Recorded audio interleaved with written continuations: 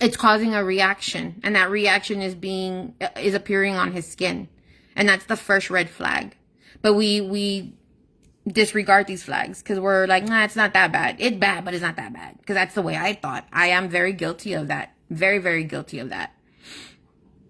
And so I know that I've been posting a lot of videos about food and gluten, how to live gluten lifestyle, because I wanted to show the HS community that gluten-free doesn't mean you're eating, dry ass eggs and broccoli.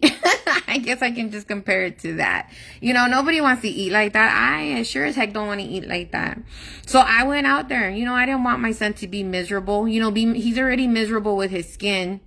So I went out there and made it a point, hey, let's go ahead and, spice up his food. And what do you know? Maybe I'll share it out there and see what the rest of the community thinks about. And sure enough, these recipes, like, well, I didn't know I can eat that. Yeah, you can eat it. You just got to make some adjustments to it. So when you're buying dairy, what I do is I replicate dishes. I'm not a chef. I don't think of stuff, off the top of my head. Sometimes I do and I get like a win, which is awesome. But for the most part, I'm not that person that can put things together, like Bobby Flay and Rachel Ray and other people. I find something that looks eye appealing to me. I download the recipe or the contents that are the ingredients, and then I look at, okay, what can I replace? And if I come across something that I can't replace, then I just kind of skip that recipe and go on to the next one. Because a lot of the times you can get that one recipe and it's made 10 different ways by 10 different people.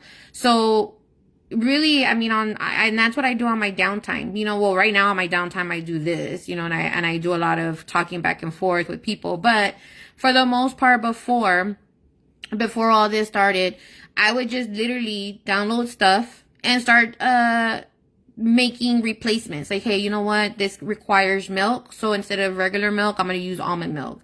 Oh, this requires cheese. So instead of cheese, I'm going to use non-dairy cheese. I made this, what is it called?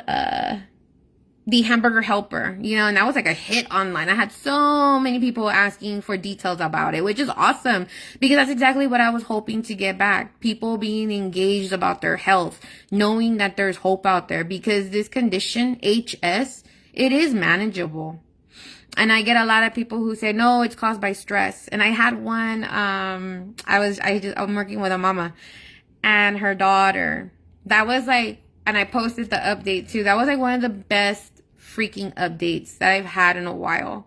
Because when you see mothers who are really advocating for their kids and trying to go above and beyond for them, like that is freaking amazing. Because it is hard. It is hard. And her daughter, she just had a birthday. So happy, belated birthday.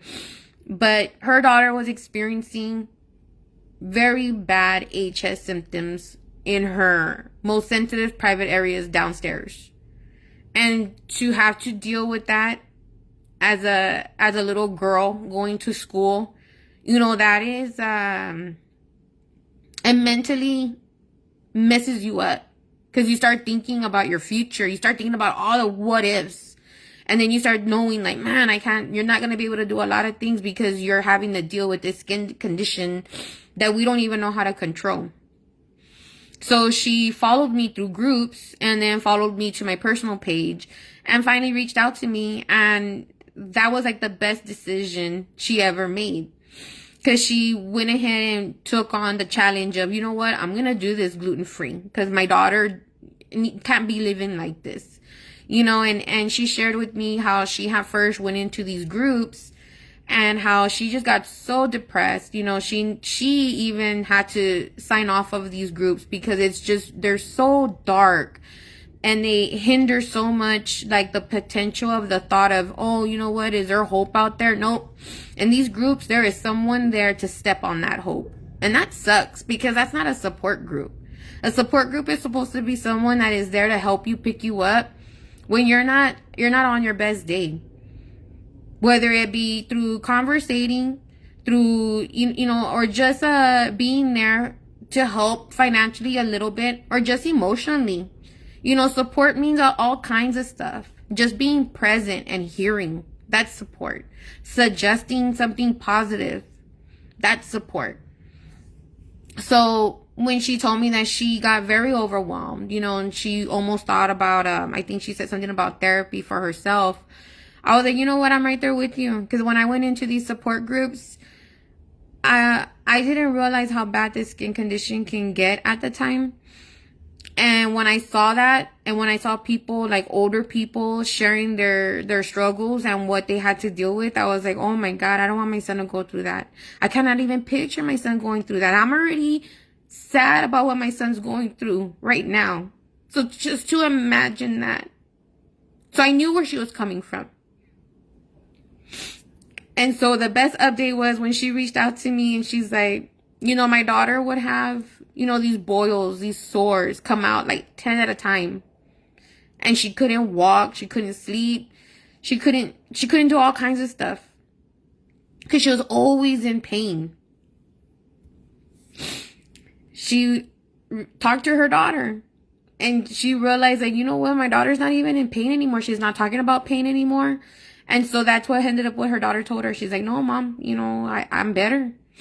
I'm really better. I don't have any more pain, and she had a similar situation as well. Somebody offered her a snack at school, and she has showed her daughter, my son's reaction or his results of eating a donut. And, she was like, oh man, so it was in her head. So when she went to school and someone offered her something like a snack, like a treat like that, she was like, no. I like being pain-free. I will forfeit that donut and not take it, And that's good because that is very hard to say, you know what, I don't want it, especially at such a young age. These kids are 9, 10, 11, 12, and they should really be enjoying like junk food. Like, who doesn't want hot Cheetos? Who doesn't want cookies and candy? Who doesn't want donuts and cake? I know I do. We all do. We're all guilty of it. But we can still have it with an adjustment. Making sure that cake doesn't have gluten or dairy. Making sure those cookies and candies and donuts do not have dairy and do not have gluten. It's out there. You just got to go out there and take time for yourself. Take time for your children. Take time for whoever it is that has HS that you're caring for. And go out there and just look at ingredients and get that product. Because I post cake all the time. I post ice cream all the time. I post these humongous meals that look like they're full of crap, but they're not. Like, you will literally end up losing weight eating the stuff that I share. And it's weird because even I freak out too. But it's because your body can digest it at 100%. Whereas if you're eating stuff that has gluten in it, if you have stuff that has lectins in it, if you have stuff that has dairy in it, your body is not functioning at 100. It's functioning half of its percentage or what it's supposed to. So when I do like a lot of research, I don't have all the terminology words for it. I just know what I read and I retain. Like, I didn't know, like, I knew that we burn calories throughout the day. I know that even if you're sitting down, you're burning calories. I mean, you could be asleep and you're burning calories. But when you're eating stuff that has proteins in it, such as the gluten, the wheat, soy, dairy, or lectins, when you're eating stuff like that, that your stomach is very, very sensitive to, then your body's not going to be able to digest it and release those toxins. So what ends up happening is these toxins get held up in your body. They come out of your digestive system process and they go into your bloodstream. This is where it starts to affect your hormones. It affects your ability to actually burn calories while you're sleeping. So your body is a living organism. So you have all these little things that are supposed to work in order. And I always compare it to a clock. Each screw, each gauge, all of that works as one, as long as there's nothing in there, thrown in there to throw it off grid.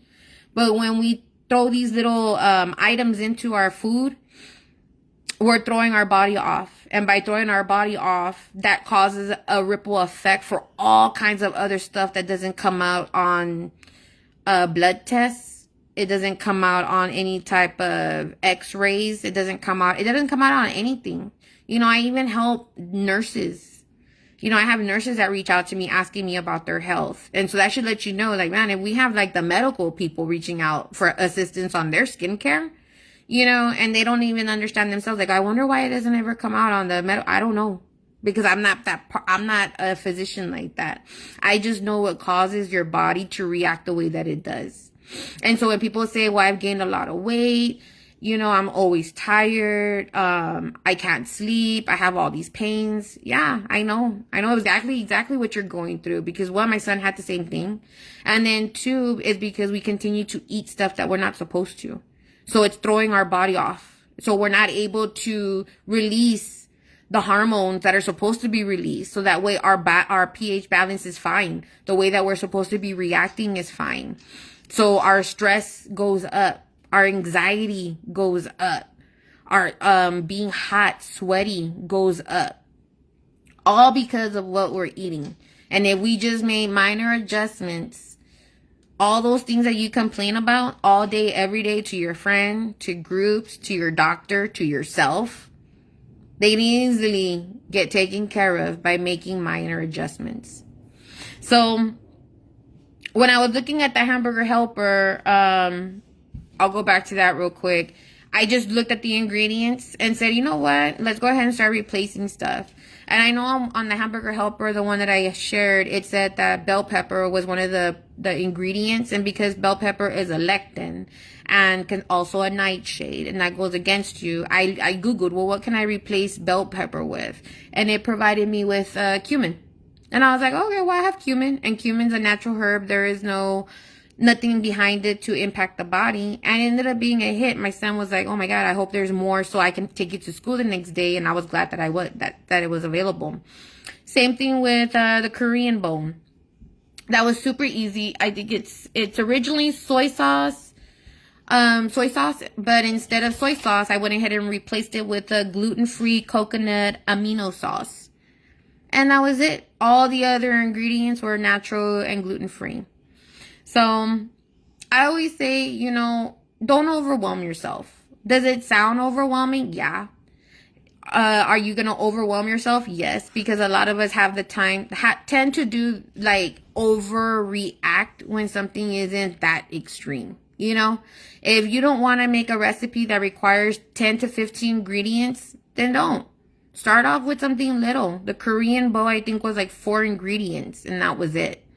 Once you start getting to a better level where, hey, you know what, I'm getting the hang of this, ingredient replacement, then you can start adding additional challenges like hamburger helper, or adding something more extreme. Like my next thing that I want to do is enchiladas.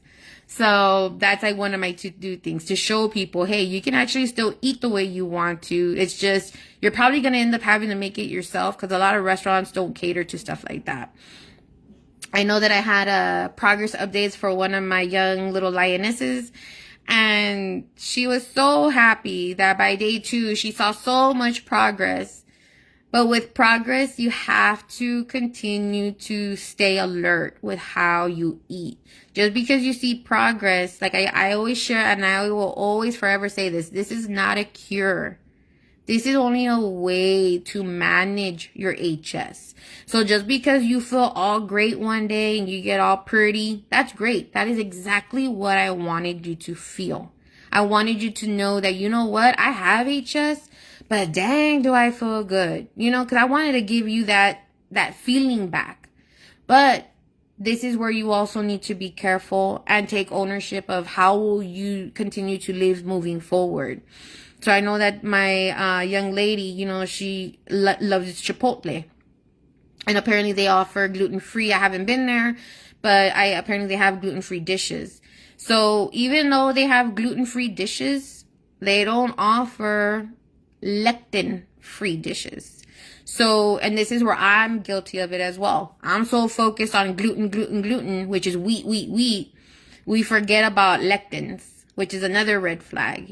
Everybody's lectins sensitivity level is going to be different. Somebody might be very sensitive to corn, where the other person may not be that very sensitive to corn. Somebody might be sensitive